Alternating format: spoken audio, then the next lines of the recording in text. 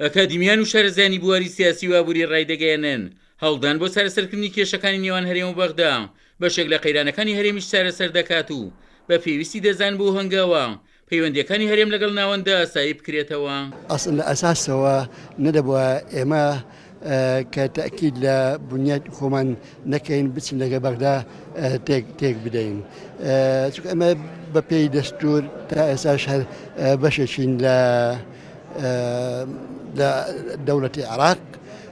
ڕاستە خۆ ئێستا ئەمە پێمان خۆشە بەیانی سەر بەخۆی خۆمانەویست بە سەر بەوەی خۆی اقتصاد ئەوجە دوایی کە دەتەوەیەک بۆ سەر بەخۆی کە بەڵام ئایا کە ئێمە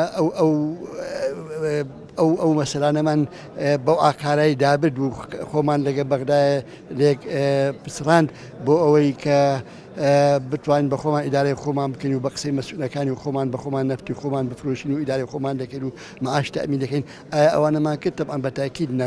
بەجددی لەو ڕۆژەوە کە علاقاتمان لەگەڵ عێراقات یەکجۆ لەو کاتەوە وەزعی هەرێمی کوردستان خراپ بووە. ئەگینا وەرە تەماشاکە جەنابێت تاکو ساڵی 2013 ئەو کاتانەی کە بودجەی هەرێمی کوردستان لە بەغداوە دەهات وەزعی هەرێمی کوردستان زۆر باش بوو.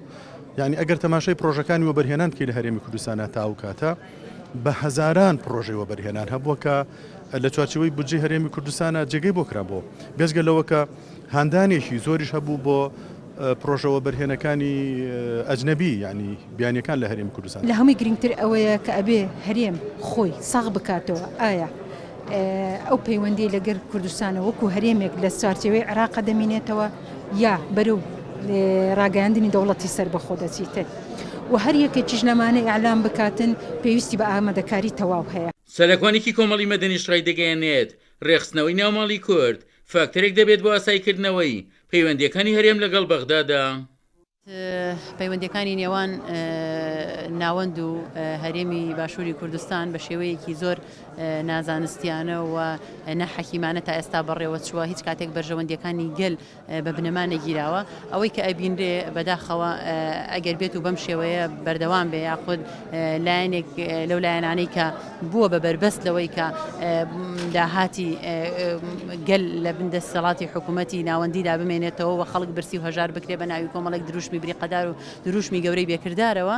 ئەگەر بێت و ئەمانە پێداچوونەوەی پێدا نەکرێ بەداخەوە ئاسۆی ڕوون نابینرێ.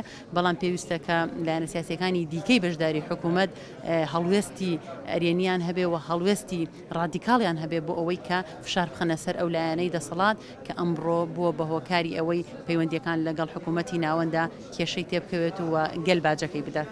مانەوەی کێشەکانی نێوان هەرێم و بەغدا باڵپەسێدراوی لەباری ژیان و گوزەرانی هاوڵاتیانی هەرێمی سوگ نەکردووە و بۆتە لەمپەرێکیش لەبەردەم سەرکردنی قەیرانی دارایی لە هەرێمی کوردستان.